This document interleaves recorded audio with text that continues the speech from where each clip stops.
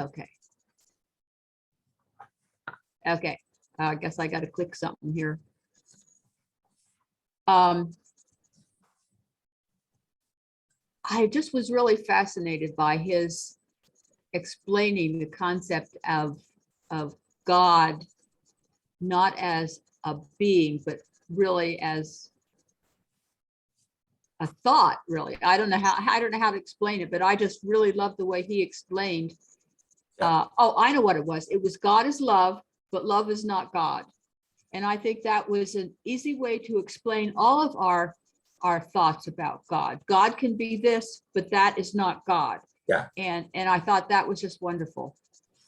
And I think part of that is whenever we try to turn anything into the whole of God, then we're forgetting the infinite nature of.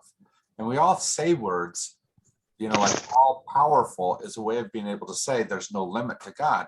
And yet we use even that word to say that the power is. Yes.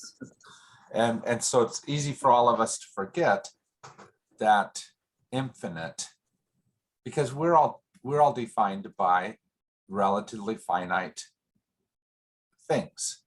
We have all the limits around us, all the limits about us, and we don't really know how to live in that limitless arena. I think that our minds just cannot really comprehend limitlessness. Yes, absolutely. And at least that's part of what he's saying is the challenge of why we did everything that we did. And by that, I mean the human race. Yeah. We do that to squelch our fear of the limitless, because the limitless is scary. Death is terrifying for everyone. Yeah. Yeah. Death is one of the hardest places for us as a species, because we can't see beyond it. It is the limitless, very present in our lives, right? And suddenly someone who was so here isn't here any longer. And so we don't understand, we don't in many ways really want to understand. And so we put definitions there in order to limit that death, but we lose the whole impact of what it is. It is a limitless space.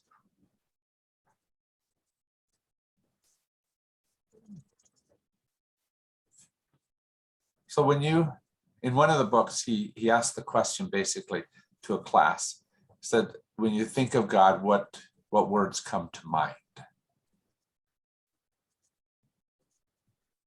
So what are some of those words for you?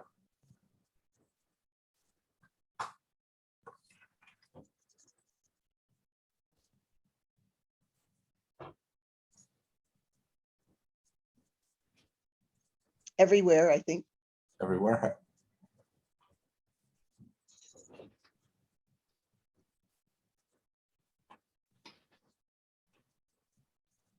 Well, I guess I would have tried the all powering, but again, it's still limiting because that's talking about power and it's all loving too.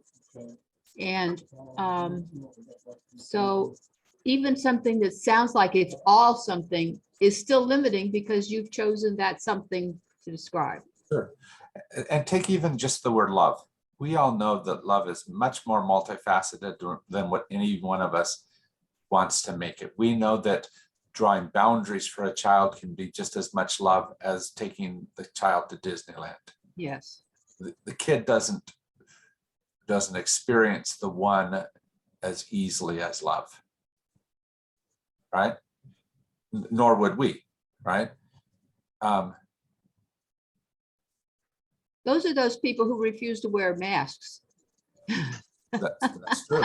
That's sometimes it. I mean, really, they don't want to have any boundaries, external boundaries put into their lives. They think they're adults and they can be able to do whatever they want now. And yet they still live within boundaries, even though they're not thinking about them. And we all do. And, yes. and the difficulty of love is that there's different things of love. At least part of what they're expressing is a self-love. I love me, and so I'm listening to the me voice. That's not unlove, but it's also forgetting that love is also relational. Yes. And what are the boundaries, if you will? What are the exigencies that it puts on us because of that love between us and someone else? Yeah. Some of the words that they used are more ethereal.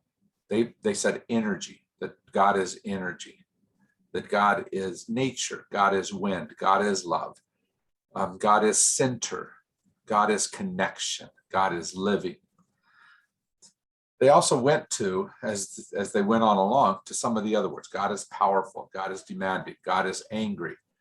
And sometimes we have to remember that even though we've rejected some of those images, or at least in part rejected them, that they were chosen by someone at some point for some reason. And trying to understand why that might be part of it is important, right? One of the ladies in the classroom, as she expressed some of those words, he asked her, why are those gods? And she said, because I don't see those words as personal words about God, but as communal words about God. And so if we see God more communally, then sometimes those words of boundaries express themselves. Those words of anger at the one who shoots 3 people at a school in Michigan, that Godness in me comes out. That's not just my humanity that comes out. That's my anger of the divine speaking, that's not right. And yet we've often used that anger to really aim darts at each other and perpetuate the gun pointing, right?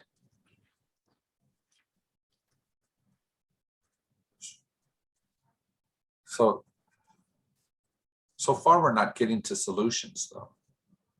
When we talk No. about God, today our job is to solve everything about God, right?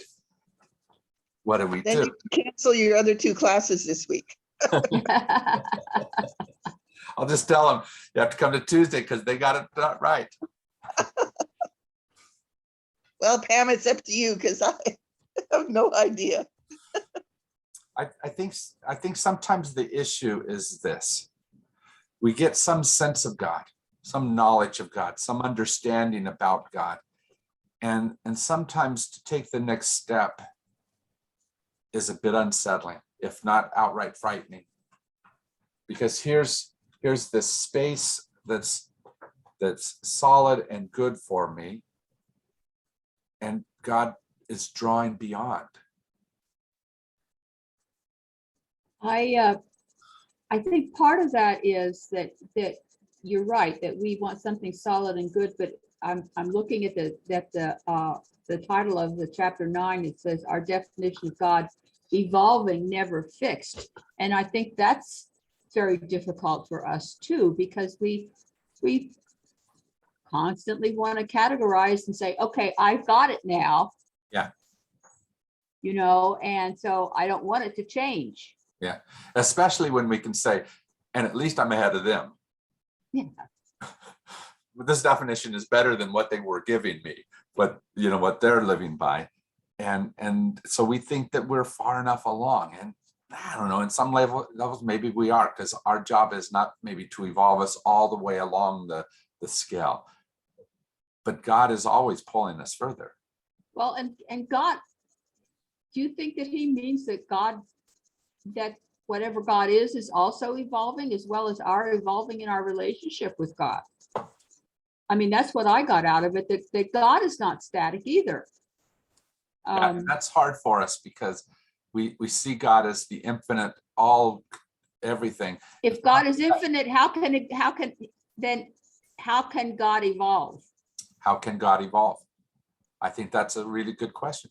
And yet, why wouldn't God evolve if that's the reality of everything else around us?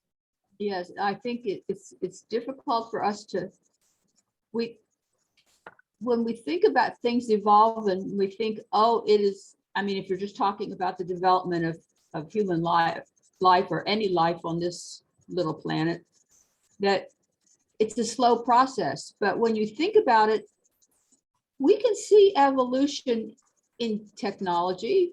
We can see evolution in the climate right now because we can see the climate changing. We can see that in our lifetime. Maybe not the big giant steps, but we can see change in our lifetime. And I think that makes it, maybe makes it easier for us to understand that God also is evolving. I don't know. I think it helps if you remember the one statement from Unbelievable. I think it was chapter 9, where he said, theology is always about my understanding of God. It is not about God. And so when we see evolving, it's not necessarily that God is evolving so much as my view of, my understanding has evolved. And that sometimes helps. God may be beyond evolution, I don't know, but my understanding of God, it never is.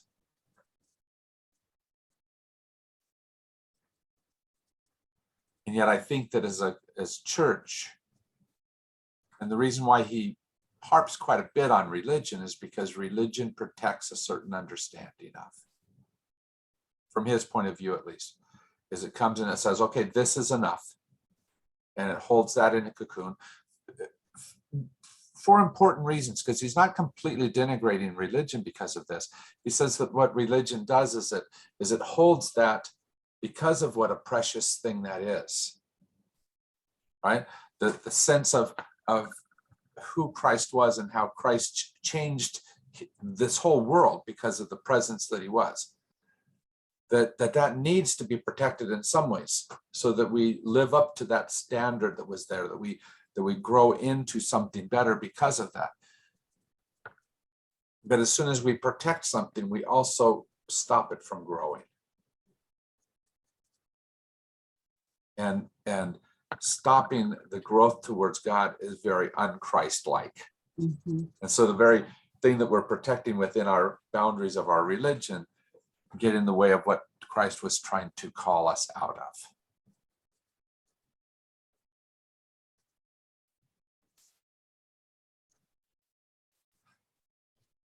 So he gives 3 definitions of God. That God is the ultimate source of life, that God is the ultimate source of love, and that God is being. That those 3 things are at least the ways that we begin to step towards the future. I don't think that he was asserting that that's an end space, but it's a space where we begin the walk towards. And what I like about that is kind of like you were talking about before. All of those are not being things like a noun. They are action things. Life, love, be. They are verbs. They are ways of seeing God differently. And that's been my singular biggest step, is to move from seeing God the Father come down to Joseph Smith, like I talked about, right? A physical being there, to seeing some sense of movement, some sense of verbness, action as being God.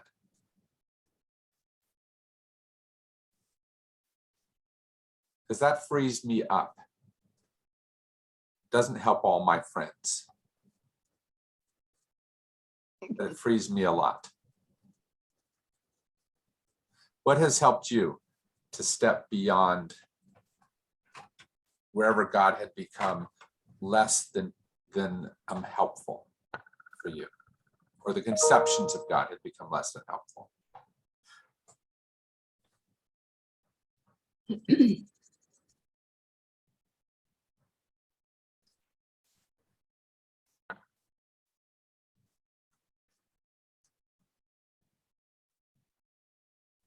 For example, Pam, you're doing a lot of work with the Sunday school class on religion and science.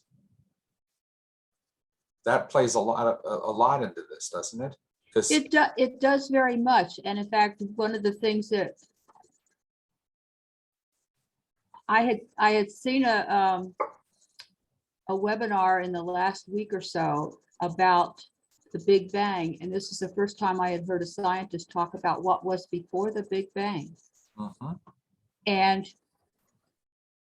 they talked about that they thought that the speculation that there was a roughness in the universe before it happened.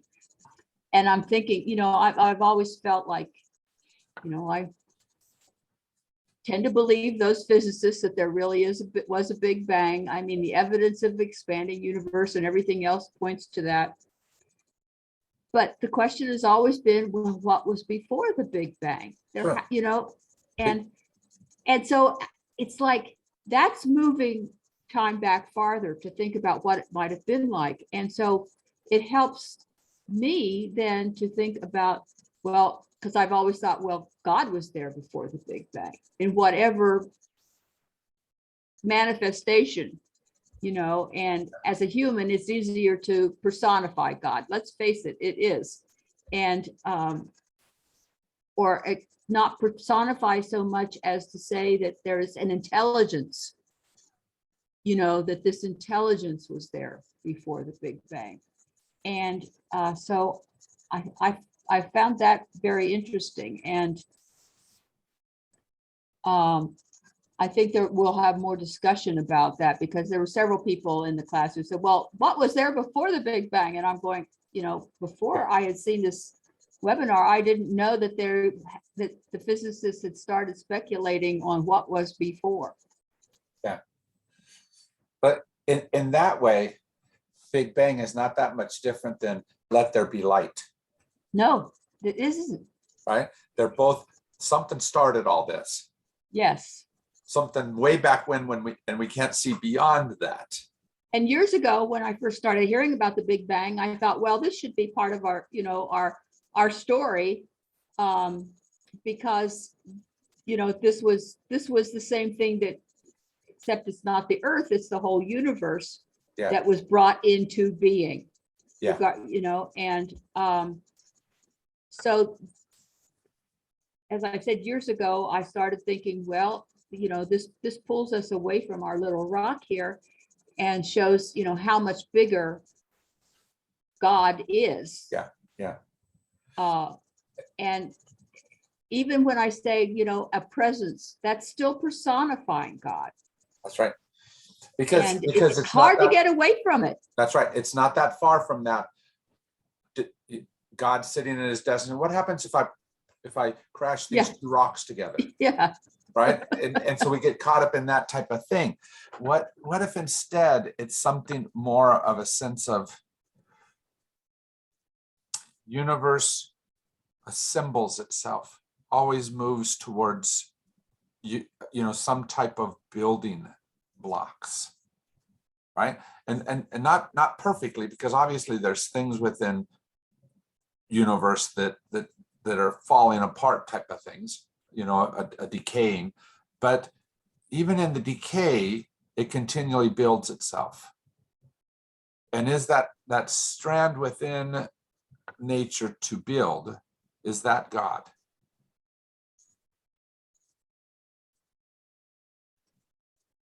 Right, we go from one-celled animals to increasingly complex. It's just that sense of building upon some sort of the God presence. Well, I think that it has to be, but do you think that, God wrote out the plans for all this to happen, or threw it all up and said, go for it, or that the physics of the universe mean that things are going to react in specific ways, and God knew that they would react in those ways, and that's the creation with the Big Bang. I mean, there's a lot of things to think about. not just, God being the designer and everything like that, and specifically saying this is going to happen and that's going to happen. I've been reviewing the rest of our videos because we're going to cut it short and go to a book after the first of the year. And one of the ones I watched yesterday was the Fermi paradox. That because of the knowledge of how many worlds there are in the universe, how many planets there are, how many suns there are, billions and billions, as Carl Sagan used to say, Fermi's comment was there should at least be intelligent life somewhere. And yet we haven't encountered it. And it is that, to me, that is a thing to think about religiously. Yeah. The movie Contact kind of deals with the same thing. If you know what several times in the movie, they say, if there's not something else out there, it's an awful waste of space. Yes, exactly. And one thinks that certainly God isn't wasting all of that space. Yeah. But who knows? Here's the thing, Pam, that we don't know.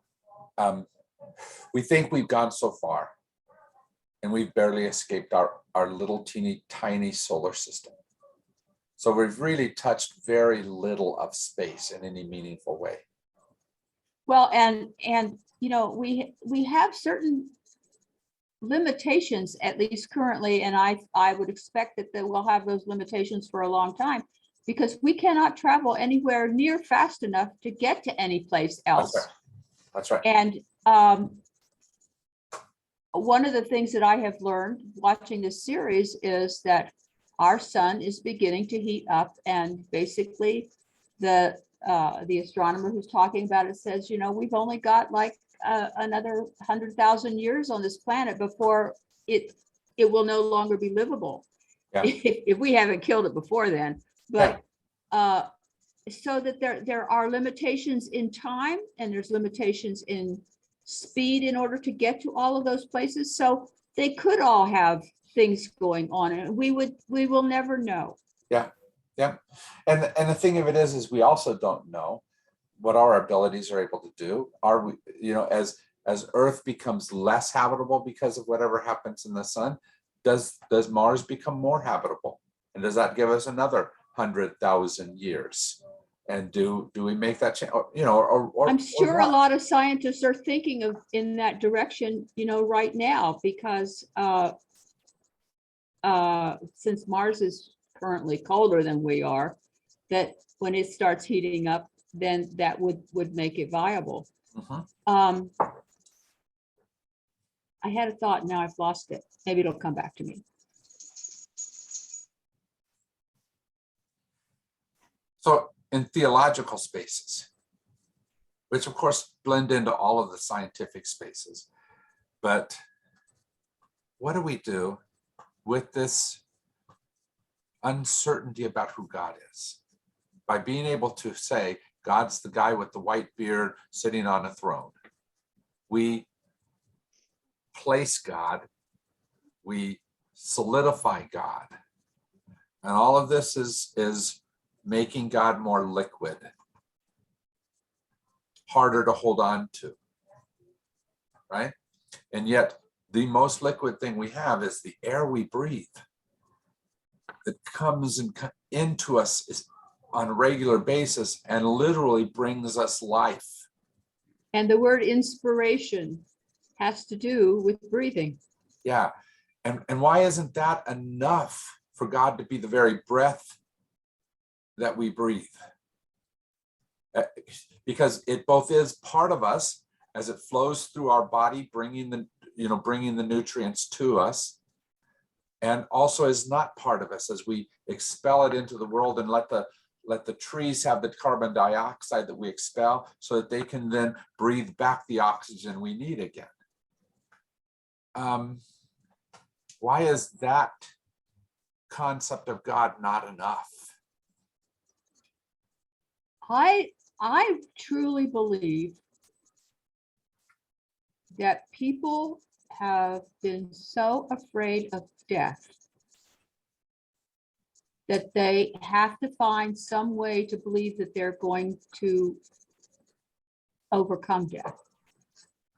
And that's been the strongest hold that traditional religions, at least those that believe in heaven, they don't all believe in heaven, but those that do believe in heaven has had over a lot of the people who are part of that group.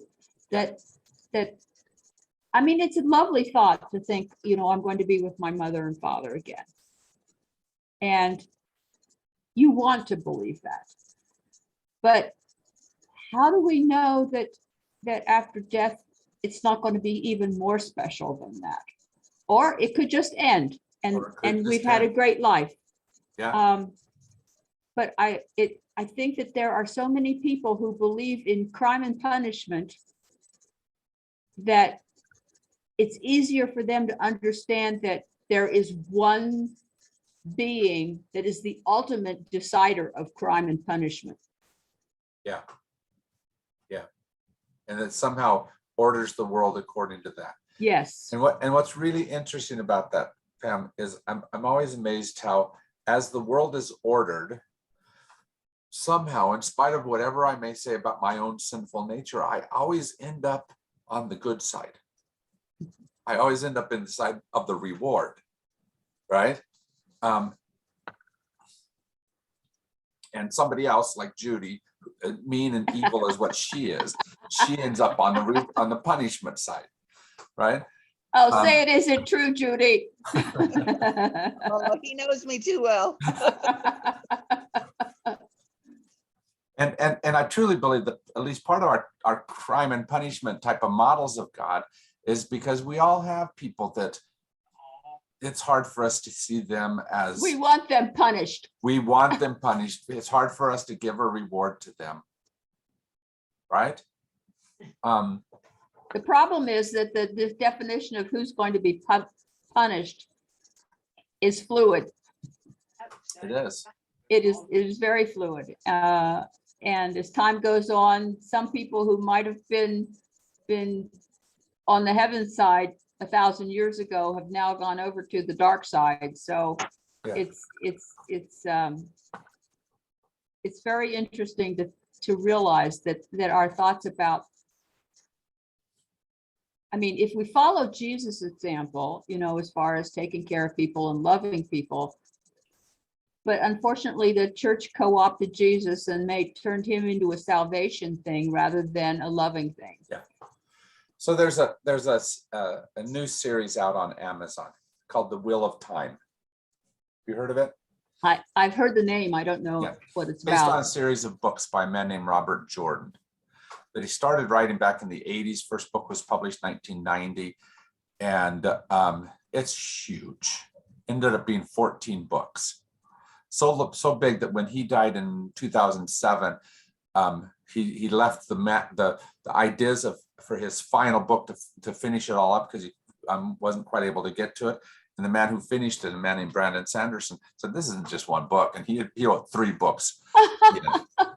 All right, just enormous. And so it's being made into this series now. And here's the thing that's interesting about it. There's all kinds of different characters and groups that all think they're working towards the betterment of, but you kind of see the not quite betterment of each of them as well. And so, fantasy novels on a regular basis work in this good versus evil type of pattern. But what's really good about this one is that it doesn't make a very clear good, like Lord of the Rings is very clear.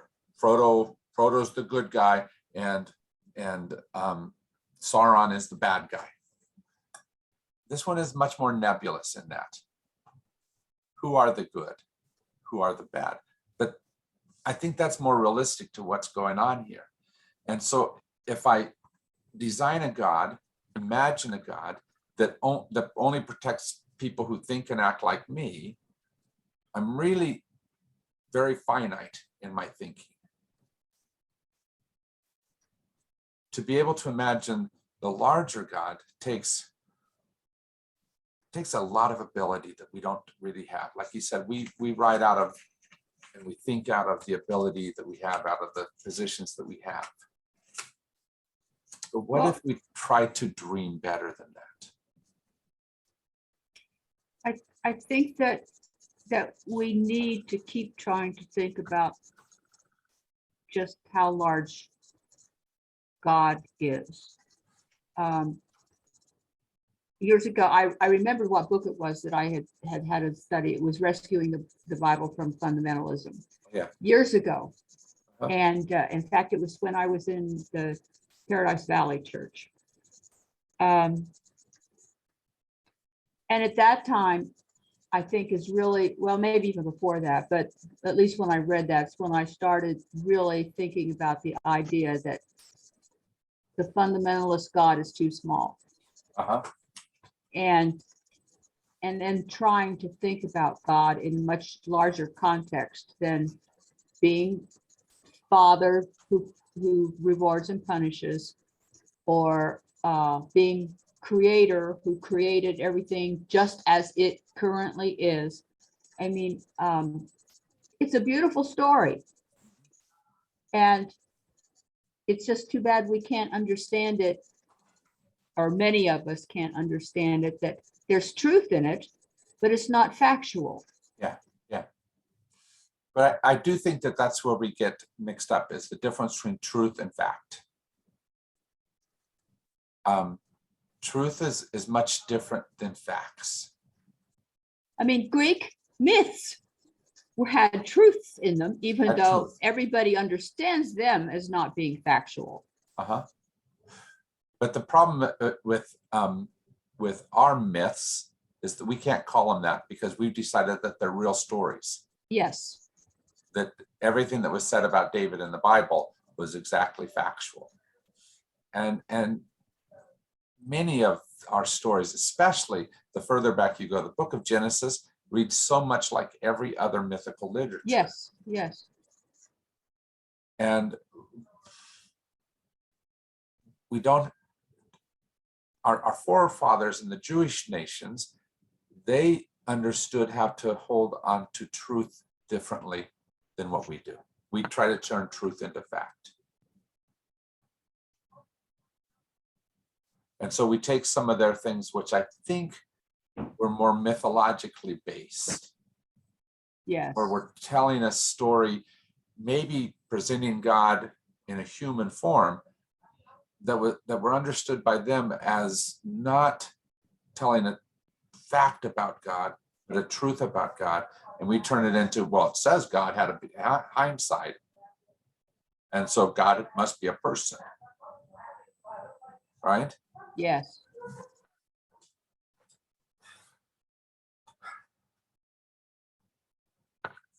So what we have to do is, and the hard part is I always try to think as a pastor, how do I help people move along this continuum? Which means that I look at my conservative friends who are not going to move along this continuum as easily as the people at St. Francis, right? But I ask the same question: how do I speak into their lives? How do I sit with my Mormon family and help them to see larger than just the truth that they already knew? Because you know my contention about Mormonism is that I knew everything there was to know about Mormonism by the time I was 12 years old. And I don't mean that hyperbolically. I mean that as truth, as fact. And it's a comfortable space to live, that you already know everything. And isn't that what many of the evangelicals are too, that they know all the stories, they know the formulae for getting into heaven or whatever. And so they at the point where they know it, they close their ears to any other kind of thought. Yes. But somehow we have to help. At least one of the words that Spong uses is the word beyond. We have to help each other to step beyond. And there's good evangelical ways to be able to do that. C.S. Lewis, one of the heroes of evangelical stuff, circles, was great at saying farther up, deeper in. And so to go beyond. And I think some of that allows us some spaces of what else is God? Well, and I think if I just heard them talking more about Jesus' teaching Mhm. rather than who is behaving correctly. Yeah. As far as the church is concerned, I would have no problem with the fact that my thinking is maybe on a different scale than theirs. It just hurts me when I hear them complaining about this group or that group as being sinful. Yeah. When the stories about Jesus, whether they happened or not, portray him as being loving. Yeah. Rather than judging. Yeah. But that's because they're sitting in a space of holding on to something that was developed, something that Bishop Spong is rejecting. We don't have to hold on to all of that. And so what we have to do is try to figure out how to be in that space of helping them to discover some that they have rejected, that they haven't held on to everything, right? That we no longer believe, as the Bible says, that slavery is the way of life. We've rejected that as a modern day teaching. What else can we move beyond, right? They won't move all the places that I want to move. Some of my friends still fight against any advancement of the feminine, although I think that's purely taught in Scripture, that Jesus held up the feminine better than, and that we should be way beyond that. We should All those women who were with Jesus, and yet it's yeah, unbelievable. I mean, that's part of it too, is that the tradition of women being in a secondary role, and the tradition of the white person being the superior person is overriding exact the teachings. Yeah, yeah. As Spong said, we Westerners have time and again been good at erecting idols out of our words. Well, don't you want to sometimes say to them, you say you love Jesus, then you love strangers if you love Jesus. Yeah. You know, that's what I want to say. But part of what gets in the way, and we'll get into this more next week when we're talk specifically about Jesus, is that they've taken Jesus the man and turned him into Jesus the God. Jesus the Savior. Jesus, I think that's exactly right. Is the thing that they're really into, is Jesus is going to save them for heaven. And so for many of my more conservative friends, they don't struggle with images of God the Father because they have God Jesus. Yes, that's where they place most. And that's idolatry too, isn't it? It is. That's where they place most of their divine presence, is in that. And so they, and that's all written in 2,000 years worth of belief and theology. And so they've got lots of strength and why to stay in that space. But is God bigger than just that? And the hard part is that when it comes to the divine revelation, how does God become known in the world? If you had that ultimate revelation in Jesus Christ, then you don't have to listen to anything after that. And so you close the canon and you stop hearing. And at least part of what Bishop Spong is calling us to here is to continue opening ourselves up to how God is continuing to reveal God's self.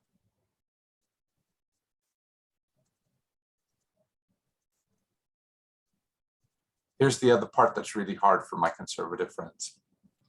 At least part of what Spong does is he brings much of theology in much of conservative theology puts human beings very low and God very high, and Spong brings them together. And that's not very comforting to my conservative friends. They want a very elevated, out there God, beyond them God. And partially that's because they want to say how bad you are because you don't believe like them. That's my take. Sorry. And so that's a really tough part about Bishop Spong here is he brings and equates human and divine much more than what a lot of people, and that's not just conservatives, that's also mainstream Christians, traditional Christians that sit in that space of the distance between divine and human. That idea that I spoke about breathing in the air of God and God living in us as the air, I don't think that would play out in some of my traditional friends' theologies. Or it wouldn't play out as easily for them. But I think it's that type of thing is a place where we can start at least. Because it's not saying I am God, but I bear God.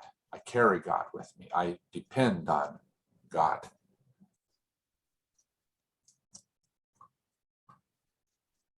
Bishop Spong is pretty clear about saying maybe the divine and the human are the same.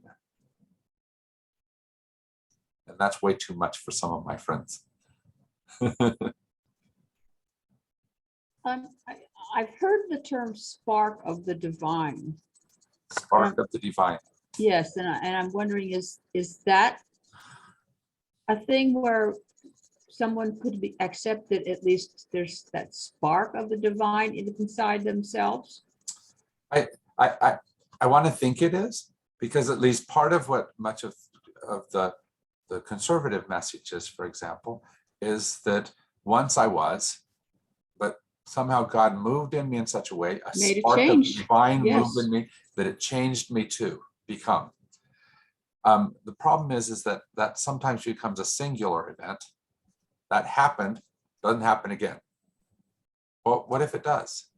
What if the spark of the divine continues to fire and lift us to different places? Well, I would tell you, I haven't said this in a long time, but I would tell you that I have considered myself a born again Christian. Mhm. Because I have experienced a moment when it was like just wonderful. And I consider that, sort of that conversion moment. Mhm. And I consider that- myself a born again Christian. I But the think people that, who helped me born again, I'm not certain that they saw the same thing in that event as I saw. and probably not, it was at a religious event. And I think I've told you that before we moved to New Jersey, I went to the Evangelical United Brethren Church. Uh-huh. And then they did not have those churches in New Jersey. So I started at the Methodist Church, which my mother's family had all been Methodists. Uh-huh. And so my grandmother would take me to church meetings and things like that when I was a little girl. And so I've had that really traditional upbringing. And so, I understand a lot of that. But I feel like I've grown and other people have stayed where they landed at a place and they stayed there. I think some of the problem is this, and Bishop Spong is big on this. We've done a whole bunch of, especially in the last 500 years, in the Reformation, what we've done is we've tried to intellectualize our God talk, and we've tried to understand God, and that's not necessarily bad, but definitions are almost by nature limiting. Yes. They say this is all there is, right? Especially when it's taken in a religious content. In science, a definition is usually held as a theory, not as a unqualified truth. and so it's subject to whatever happens as we go along. But in religion, it becomes hardened more. And I think that is why a lot of scientists have left the church. right, Not because they don't necessarily believe in God, but because they see that the church is not open to more information. yeah. And what if we became that which allowed the creative process, which in some ways is God for me, right? God, the creator that continues to create, not that happened just 7,000 years ago, but that God that is continuing to create the world and create us as human beings within that world. What if we are the ones who encourage that creative process to go on and on and on, and to step beyond? But to do that, I have to see God less as the definition and more as the force. Some creative energy, or some drawing force that brings me beyond this present.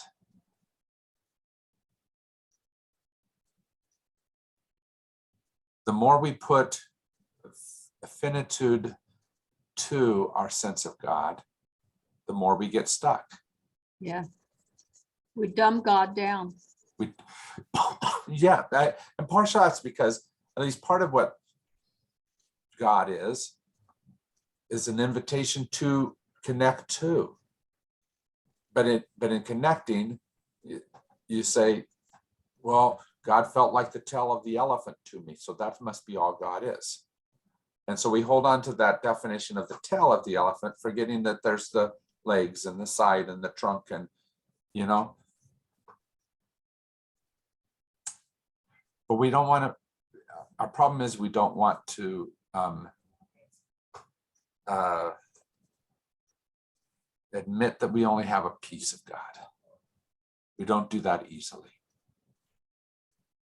But at one point, Spong said, the protected being is a dying being. And if I'm trying to protect God as only the tail, or only the trunk, or only the side, I'm protecting a dying God. I think that there's some sense of also, especially in modern humans who are still sticking to the party line, so to speak, that they figure once they've learned that, then they don't have to think about it anymore. And so it's, okay, I learned that. I grew up, I went to Sunday school, I went to church, I learned the stories. I know what they tell me God is like. Okay, I can put this back over here and do not have to think about God anymore in any way, shape, or form, except maybe to pray when some disaster is coming my way. Yeah. That's the catechism problem. Yes. Right? The confirmation problem. Okay, here we've given you all the information you need about God. You don't have to think any longer. My son, Henry's Catholic. My children went to catechism. My son went all the way through and was confirmed and never went to church again. Mm-hmm. And as a biologist, he is a non-believer, at least he claims to be a non-believer. Right. But that, I would say, he's different in that he never went to church again, but it's also most of those people, even though they attended church, they never thought about God again, really, in any way of exploration. Yeah. And I've been thinking, a lot of my God experience happens with small children. And one of the traits that I value so much is curiosity.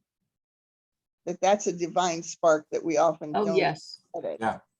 And that's what scientists have that maybe religious folks denigrate.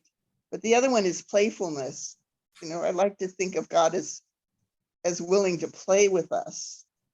And, I love that, Judy. Yeah. And to have joyful experiences rather than just slogging along trying to get through and survive somehow. But that whole notion of limiting God to just somehow the all-knowing is more troublesome to me than the all-powerful. Yeah. Um, Because if God already knows, God will no longer be curious. well, yeah, and that's sort of finished, like there is an end to knowing. Yeah. And I'm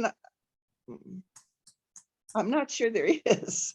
I don't think Well, there is. and the hard part is maybe it's what we're trying to know, because maybe there's an end to knowing how the universe works, the science type of thing, maybe, right?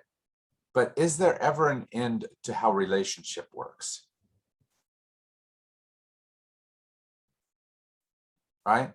And so maybe we can put an end to, I know all about chemistry, but do I know all about how to love my wife? And if God is ultimately love, relationship, is there an end to what God is and does?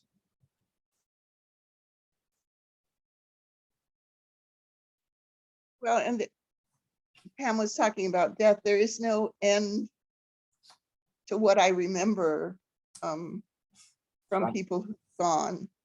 That's right. And it's always interesting to me when those ideas and memories surface. Yeah. And I realize where they came from, and that in that sense, that person is not gone. Yeah. I mean, my kindergarten teacher, let alone my grandmother's. Yep. Yep.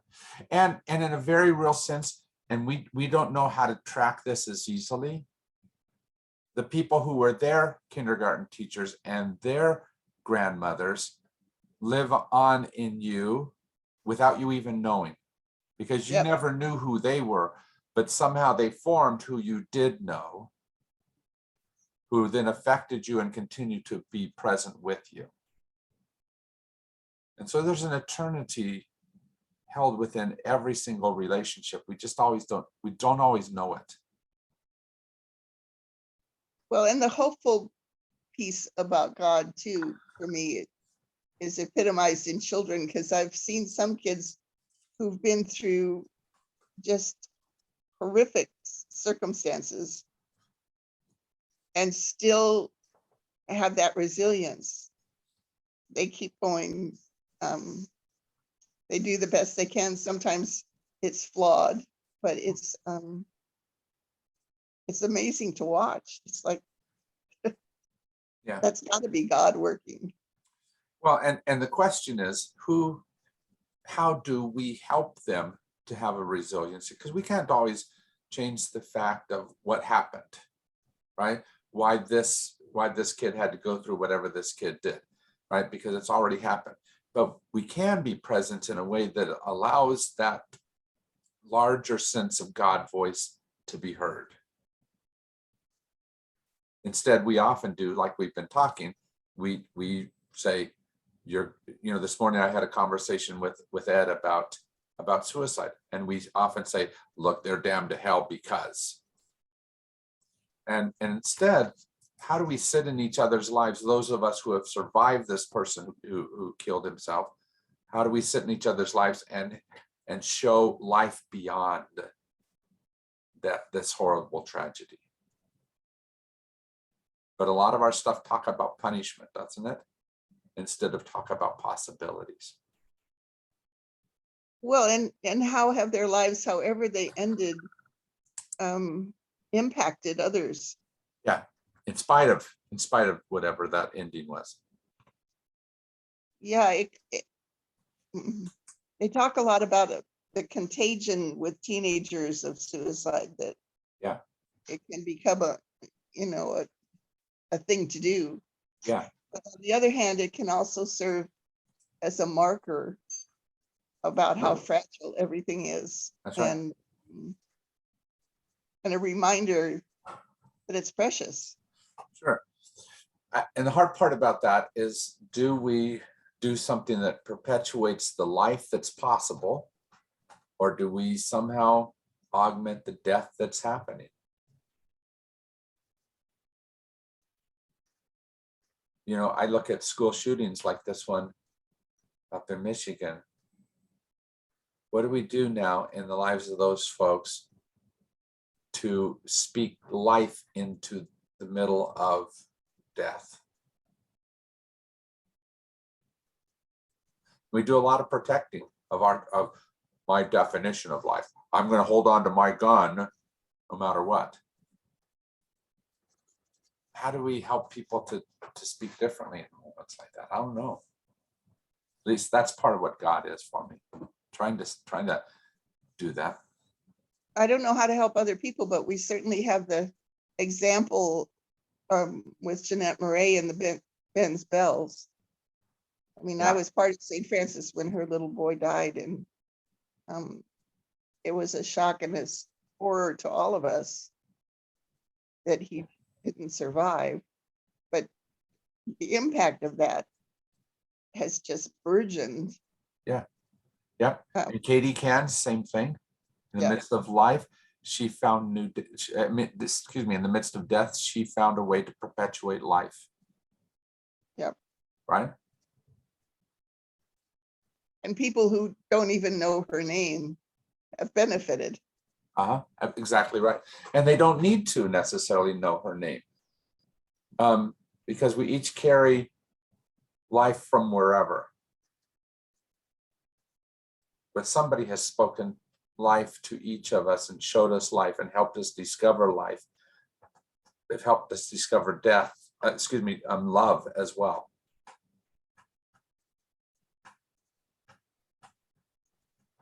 So at least part of what God is for me, the future definition of God, is that God is what draws us towards those types of things, not that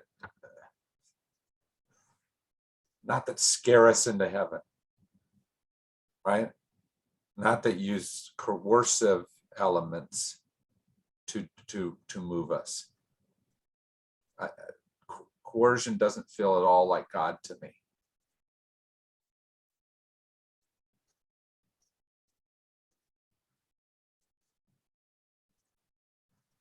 We're near the end of our time. Have we solved God perfectly? I'm not sure that we did. I was going to say that, you know, God is used as a father figure as punishment, but we should be thinking of God not as punishment, but that because we love whatever, that we want to do the right thing regardless, not because we're afraid of being punished, but because we want to. But if we do stupid things, to not feel so guilty about it, because after all, we all do stupid things. Well, and the hard part about that, Pam, is that our concept of God often has to do with our concept of humanity. And if we have a low view of humanity, that people are always going to choose the worst possible thing, they're sinful, they're evil by nature, any of that type of thing, then we're going to need a God that will redeem their bad behavior. If we see instead human beings as essentially good and capable of making right choices, then maybe we see God in a very different light. You know, every time I hear some rich person, and also our former president Ronald Reagan, poo-pooing welfare for people because they don't want to work if they get the money for free, my first thought is, well, does that mean that if you got money for free, you wouldn't work? What kind of a person are you then? If you believe that is true of these people, then you must be someone who would not work. Yeah. If you got money for free. And it's like I don't know whether it's because they just want to justify holding on to all their money, and I'm sure part of that is that's part of it. But it's always somebody who has more money than they need who makes that kind of a statement. Yeah, it's amazing, isn't it? I don't understand it, because most of the time, most people want to be employed somehow, whether they're actually working for money, but doing something. They don't want to lay around and not do anything. And sure, there are some people who are going to be like that. But there are also murderers, and there are, whatever, that are people who have just outliers as far as human nature is concerned. And Damaged I'm sorry, I didn't hear Judy. or damaged. Yes, or damaged. Yeah. And I think that's at least part of it for me, is how do we minimize the damage we do to each other and maximize the good that we do to each other. Because I think that at least part of my conception of God is one who is always trying to maximize our potential and our possibility and minimize the damage that we do. So how do we step into that role? At least part of that is what we're going to answer in the weeks to come up, as we look at how Christ is, as we look at atonement, as we look at judgment, all of those kinds of things. That'll help us as we continue to figure this out. Okay. All right. So even though you guys, wise as you are, didn't solve God for me yet. Oh, shucks. You got a few more weeks. I realized that I did not send the readings out yet, but I will send them out as soon as I can about All right. the Christ readings. All right. Thank you. Thank you. Thanks, Tim. Yeah. Thanks, Bye-bye. Pam. Thank you, Judy. It was good to see you. Yes, you too.